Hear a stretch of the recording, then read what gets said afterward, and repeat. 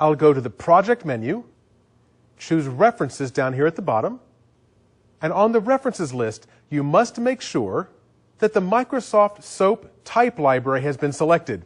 Now, in my list here, it's already selected. On your computer, if you want to add this to a project, it will appear down alphabetically under the other Microsoft type libraries. But once you've added it as a reference, it will show up at the top of the list. We'll click OK. And once you set the reference, how can you investigate what objects and methods and properties are added by the SOAP toolkit?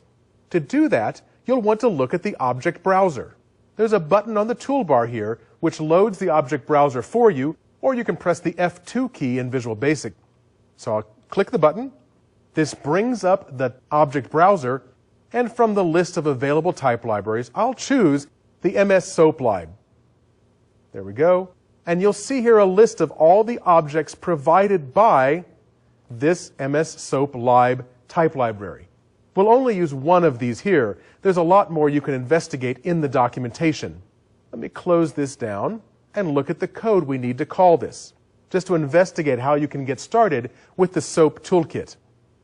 When I click this button, it's going to call code out there in that form which uses that SOAP library. Let's see the steps involved. We start out by declaring a variable, sClient, as mssoaplib.soapclient. This SOAP client object is the one we'll use to communicate with our web service. Once we've declared it, we have to instantiate it.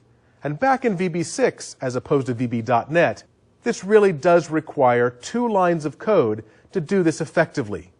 So here I'll set my variable equal to a new instance of this kind of object.